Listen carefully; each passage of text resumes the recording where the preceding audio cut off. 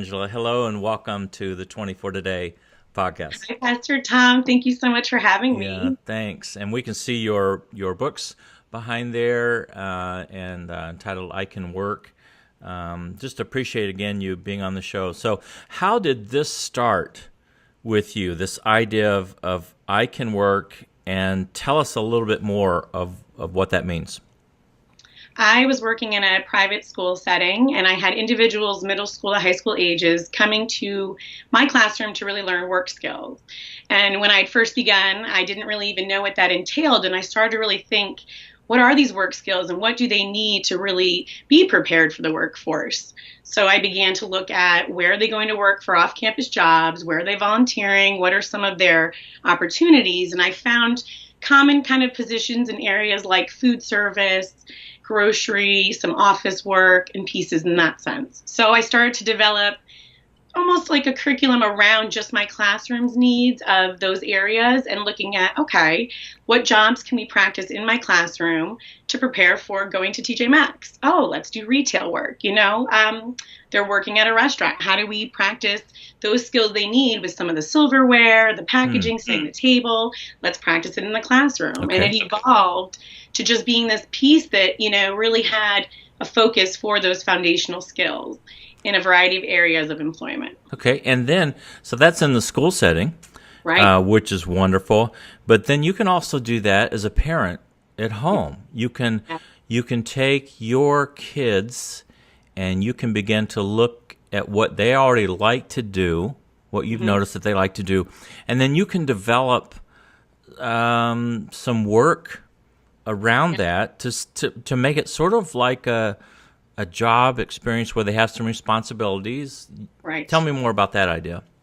I like the idea of chores in general, right? But you're sort of framing chores in a way that's more vocationally focused. So Okay. you may have a time card that when it's time to do that chore in the house, they're realizing, oh, this is serious. If I'm getting paid for it, maybe I should sign in and track how long I worked at home, and then my return is getting paid, right? So it allows them to be invested in what you are encouraging at home, but also starting to learn that expectation of when you are working. And some of those things you could do at home would be things like, okay, sign in to do your chores and then help me sort all the silverware from the dishwasher, right? Okay. Or help me get all the laundry. Let's sort it and let's really figure out, hanging them up. Putting shirts on hangers really is something, in pants on hangers, that sounds minuscule, but you need to do it in retail environments and you don't Right. want to ruin the garment. So practicing some of those skills, that are a little more gross motor at home are a great way to prepare for, a retail job. Some other ones are even just cleaning around the home. Again, it may sound small or, sort of insignificant, but over time they become more independent with the task. They're following multi-steps, maybe requesting help if needed, and learning different materials they can use at home and which ones they're enjoying using and which ones they want nothing to do with, right? So then Sure. as an individual, they're able to say, okay, maybe I should try retail. I enjoy doing this part at home, or maybe I'd like to try working in a restaurant, because I enjoy helping with dinner and setting the table and some of Mm. those pieces. So, when you say sign in, that's would be Hmm. like like you do it at work at a time clock. But Yes. so do you literally have your children sign in like on a form, or how does that work? Yeah, it's just a basic time card that has the day, and I have Okay. them work on a reading time, and it allows them to sort of, again, just track how many hours they worked. Okay. So I'm teaching my children time recognition, first, last name, your signature on it, right? Even that Hmm. concept of signing your name and what Okay. that's for, and then tracking your hours to say to me, really, they'll be like, Mom, you owe me $10, look at my Sure. time card. And I laugh because I'm like, okay, yes, you did. You did nice work, and in that sense, But that's just learning true. learning that from a parent is so uh, it's such a great way to learn, as opposed to the first time that you figure that out is with an employer I who's know. not going to be as loving or supportive. Yeah, I mean, they just see the bottom line, and if you do it, fine. If you don't, you're out, sort of thing. you're But a exactly parent right. can gradually, say, well, you're a little late here Yep. today. What can we do to make a difference in that? Yeah. So, You're exactly right. That conversation, I think, is what I encourage the most in those middle school years, especially, right? The language of it, coworker, supervisor, all those, those vocabulary words that are related to things that then when they go to work, maybe it isn't so shocking. There's that comfort of, oh, I've heard that word, or I've tried that before, or, oh, I know what that time card's for. Those small things I think really eliminate a lot of the work related anxiety. sure. Now, I'm just brainstorming here, but if you have more than one child, do you sometime look at maybe the other person as being another worker doing, working for the same cause, or are they coworkers, or is that even, I know. That is a good question. Even in my classroom and at home, when we change into that work time, we will kind of shift gears into thinking, okay, now we're in work mode. Now we're thinking like workers and we're dedicated to our work. And so it changes. So we do use that conversation and that, oh, you need more work materials, ask your coworker. And they laugh, but that's what's enjoyable in a sense, because you don't want it to be, you're going to work, we're home and it's 1 hour. You want to keep it light as well as functional. Sure. Yeah. And then also, you and I have talked previously. It's not only just what you think they ought to do as far as chores, because we as parents think, well, a child physically should be able to handle this, so this is what they're going to do. But it's more than that. It's also seeing what they already like to do and how they spend their time on their own. Yes. When they have free time, and then trying to say, well, maybe this is an area that maybe this is something you like to do in the future. Mm-hmm. So if they like to draw, right, then maybe you could say, well, let's design something for a front window of a store. I love it. For instance, I mean, am I on the right track with that? I think so. I think looking into your community and saying, where can we tour or visit or interview someone that maybe is an artist or doing that area, and really look at asking them, what was the schooling like? How was it for you? And having your child listen to the journey that takes, right? Because sometimes, of course, they don't know, we don't even know. So it's nice to hear, wow, that took that many years, or you had to do that. And then you break it down and you go back to the beginning part of, all right, so step one would maybe be a drawing class, or something more formal where you're learning to see, do you like to do a little more free drawing, creative, or are you thinking more illustration, and learning from that, what skills are really starting to show, or like you said, what is a spark? Right? Because that's what we're hoping to find sooner than later, is what is that spark that then the individual will be invested in learning, right? Towards that next point. Because without the investment, it's much, much harder. Right. And that's why we want them on board with this journey versus sort of our plan for them, as hard as that is. I have a plan for mine too, but sometimes, square pegs and circle places, you want to encourage who they are through that process best we can. Sure. If you're just joining us, I'm Pastor Tom, and this is the 24 Today podcast, and you can check out more of the things that I write about in other podcasts on 24today.org. So that's 24today.org. And my special guest is Angela Mahoney, and she has written a book called I Can Work. Can you tell us a little bit more, maybe some of the chapters or what is involved in your book?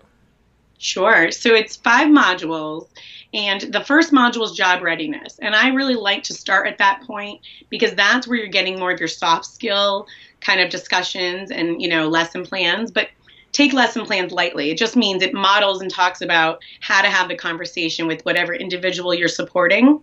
Okay. So it's not meant just for teachers, although maybe some of the language feels more school-based. It really is just something you could pick up, and it says, here's job readiness, module 1, and it takes you through encouraging, talking with coworkers, asking for help, even how to dress for work, different uniforms, application practice. So that one module has a little bit more of your foundation piece with conversation, communication, and readiness. Okay. And the other 4 parts are hands-on activities. So each module in the areas of clerical, food service, grocery, and then retail. There are in those modules 10 hands-on activities that build and help build a foundation of just work readiness skills, again, putting silverware together and wrapping it, because a lot of first jobs in restaurants need help with packaging silverware and setting the table. Those are some of your entry level positions. So you can practice that in I Can Work, in the food service area. Or retail, it has the hanging the shirts, matching shoes, putting them in, boxes, because that's what individuals were doing at retail environments, know. And what's nice is each activity has visual supports for what is the right way to do it, what is the wrong way to do it. It always shows you how to set up the work area, what materials you need.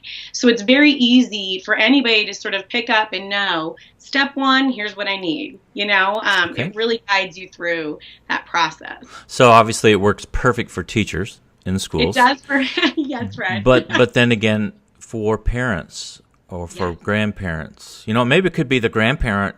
Maybe the parent's not really into that, or doesn't, just their schedule, their life, it's not working out for them to do that. But maybe when the grandparent has them over at certain times during the week or for vacation time or whatever, maybe the grandparent can take a look at this. And so when we who aren't teachers see lesson plan or that type of language, but we just see that as our plan for how this is going to work for the day or for what we're trying to do with the child. You got it. Yeah, and I even took the time, because the person that published the curriculum was an occupational therapist but had never been a teacher. And so she said, please write this so that I could pick it up and implement it directly, right away. So there's even scripting in there to help guide what to say and in what way if you're not comfortable. So it really gives you a nice script to follow if at first it's uncomfortable to kind of introduce these skills or to kind of have this work talk, know. And your book and this concept is really taking off, isn't it? I mean, it's even going into different countries, right? Yes, Pastor Tom. I'm blown away by almost this universal language of, foundation for independence and success, and these soft skills that are just, people are really seeing the need for this, across, the world. And parents are connecting daily with me now, which is so exciting. I've heard in this last year from more parents than ever before, because now they're coming to their schools or their child's schools and saying sooner, right? Like, what are you doing to help them prepare if they need it? Or they're looking more at their plan too and saying, when should we start and in what way? Yeah, and it really gets back to this idea that it isn't just for the schools to do. I mean, it isn't, it's our responsibility as parents to try to find ways that we can do these things for our children. You're exactly right. Yeah. You're exactly right. It's almost like a vitamin, right? We think of all these other little parts that help build a whole. Sure. And if you even thought 20 minutes a day, it doesn't have to be an hour. Substantial, right? It can be practice this task for 20 minutes. What'd you think about it? All right, you liked it, you didn't, and then you keep track of that over time, and you'd be surprised in 1 month how much you learn about what they are enjoying and not. Yeah, that's the thing. I didn't realize the 20-minute-a-day thing. I volunteer at a school to help children read, and basically I'm just listening to them and saying, well, this word is pronounced this way. But I just spent about 20 minutes with them, and the teacher then will get back and say, let me know how much this child's reading levels have improved, and I just do it twice a week. Yes, that's what I say 20 to minutes. Even educators and parents. I say 2 times 30 minutes a week is substantial. Yeah. Just if you're building a foundation, right? It really is. So it doesn't have to feel so overwhelming. Sure. And in 1 year at that rate, you'll do everything in all the 5 modules. And then come that next year, you're going to want to reintroduce some of that and see if they still feel the same way about all those skills or where there's growth. So then you have a 2-year, window to look at, wow, look at where we've come from. And then you can bring all that information to the employer. It's been so nice to see. I've seen, individuals say when going for jobs, look at my skill set. It helps you start to build a resume of, I've tried this, I've done this, right? And here I am. It just puts you ahead of the game, if you can. Sure. Now I'm kind of looking over your shoulder, and is that a video, or is that your book? So is there a Yeah. video also, or is there a workbook? What am I seeing?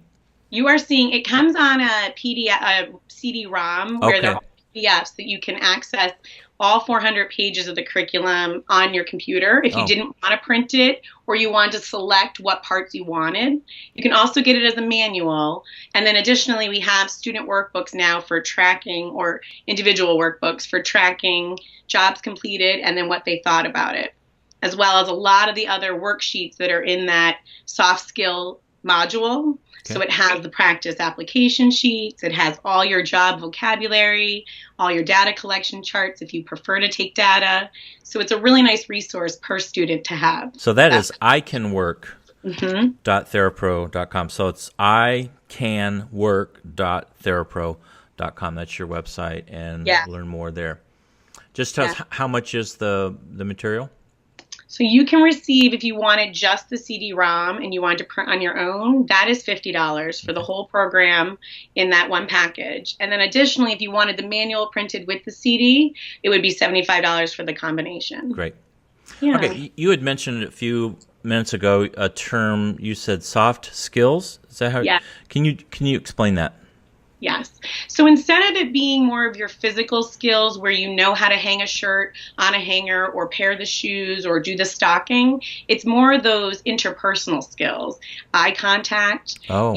shaking hands, Oh, wow. staying in a conversation, reading those cues of when to, engage or not, how to ask for help. So those are more of your soft pieces to your whole, versus your hard skills, or can you do the task? Wow. So a hard skill is like learning how to fold the clothes or set the table, Yeah. but soft skill is how you interact, and that's good. That's the whole Yes. picture. And this is all. It's like, why didn't I think of this before? Why didn't I do this with my children? Is what I'm thinking. So we can do this at home.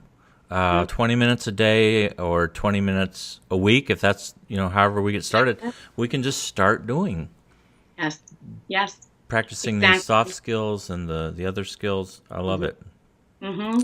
Another piece too, because I don't think we realize, when you're in the community, there's so much you can learn and take in and observe, right? We're kind of in a shift now, I hope, where we're realizing we got to look up a little more, right? From all of our devices and our phones. Yep.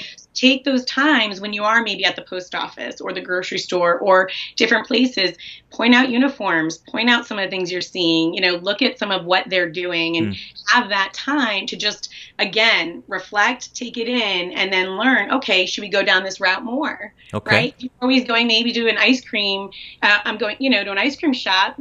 Look at that. If, it's summertime, if you're enjoying going to a farm or you're going places, Sure. take in all those places of employment and give your child that different lens of just looking at that in that Sure. time. And I love just the thought of wherever you're at. So if you're at a fast food restaurant and you're sitting at the table, you can say, what do you think that person's responsibility is? What are they doing, and what would make them be a good employee or not a good employee, or who do you think the supervisor is, and what is a supervisor, and do you think they clock in and clock out, and what why is it beeping at this time, and what's the beeps for, and who turns that off, and all of that kind of You're language. right. Even the sensory of it, do you find that being here is overwhelming to you, or do you like all the noise? Those are factors we don't always think about, right? And those are important. And sometimes even as an individual, you don't realize you're sensitive until maybe you've already taken the job, and now all of a sudden the beeping's driving you crazy, right? Sure. So it is good to see if those environments do kind of cause stress or uncomfortability, right? And then you can shift from that. Okay, then let's not take a job where there's tons of sounds, right? Or beeps. Right. I know friends that don't like those things. Sure. It really upsets them, but they want to work hard and they will be successful, but not in an environment that would be like that. It would not be their best self. Yes. And I want to wrap up with you, Angela, just on one more thought, and it's really kind of just coming back to what we had said a few moments ago. And that is, wherever your child is at in their life, the things that they like to do, try to find some way to connect with that. And where I'm going with this is that I know a lot of parents, they would say, this is not going to work because all my child likes to do is play video games. And yet, I think that as parents, we can try to even look for something positive out of that, or try to redirect that time. So, for instance, maybe we could say, what is the story about in the video that you're playing? You know, what is it? What is it about? And could you write that down for me so that I can understand? You know, and so maybe they can learn to write, and you could say, well, this sentence probably could sound better this way. You know, you can go from there, or could you draw the picture of one of your favorite characters? Right. So whatever they're doing, Yes. and that's whatever they're doing. Yes. Then we can use that. You're exactly right. I agree. I think it's a matter of looking at, oh, you love video games. What part do you like? You know, is it that you like the storyline? Do you like the graphics? Do you think you're more into maybe the coding of it and the creating of it? You know, or is it the drawing? You know, and looking from there, okay, how can we evolve and create that into something that would be, you know, financial and not just enjoyment? Right. Or the music. Can you hum that to me, or and then even see if they're on pitch, and maybe this is something that they could do, or you could say, how would you take that tune and change it a little bit? I mean, you can do a lot of stuff. Really can. With what and that's only one thing, right? Yeah. See how once you really start to look at what we do every day in ways that sort of teachable moments, or, you know, things like that, as a human, right? Teachable to anybody, you really start to see, wow, there are layers to this. Yes. You know, and many opportunities to not only connect with your child about what they enjoy, but like you're saying, hopefully find something that you don't even know maybe is a talent or a strength of theirs. Right. And just think of 20 minutes. Just think of 20 minutes a week to start with, and see how it goes. Yeah. And then, you could go from there. And Angela, we've talked about your book, I Can Work. We've talked about your website, icanwork.therapro.com. Is there any other ways to get a hold of you, or things you want to mention, or is that the best way, the therapro.com? You know, I think therapro.com probably is the best way to directly see a lot of the work that has been done with I Can Work in different ways. Hopefully there you'll find nice resources. There's videos I try to post even on the how-to, so you can follow how to create a task box, or what do these look like? What are some of the skills I could do at home? There are also lots of articles if you prefer to just see different ideas, and some feedback I've received. Good. Yeah. Well, Angela, I want to thank you for being a teacher. You are one of the special gifts of God, because you have a calling on your life, as all teachers do, that you just care. You care about children, and you want the best for them, and you want to invest your life and your skills and your time far beyond what you're paid and all of that, because you love them. And so I want to thank you as a teacher, and then for going the extra mile of coming up with something creative that you can do for your children. And then also now we as parents and grandparents can use that and just run with it, and be able to help our children in so many different ways, because we're all teachers, aren't we? We are all teachers. Yeah. And what an an opportunity. We're all responsible for this world, right, in our society. So we're all trying to, it takes a village, and so every little bit builds that amazing whole. And it really is so important, right? Like, teachers need parents to be invested in what we're doing, right? That communication, that teamwork, the home to school connection. So I think as an educator, if parents came to me and said, we've been working on this, or we've seen this, it's going to be powerful. Yeah, I agree. I agree. So I hope your book and what you do just takes off even further, and because it's really needed. And I hope that those that are listening to this podcast will tell others. If you're listening and you like this, click like, and more than that, if you would share it, if you'd hit the share button, because that will help get this message to other people, because it's a message that other people need to hear, and we all need to be a part of this. So thank you again, Angela, for being my guest today. Thanks for having me. Yeah, my pleasure. I know, I loved every minute. Good, and thank you again for listening to the 24 Today podcast. And just remember, there's still time left in this 24-hour period to live life today.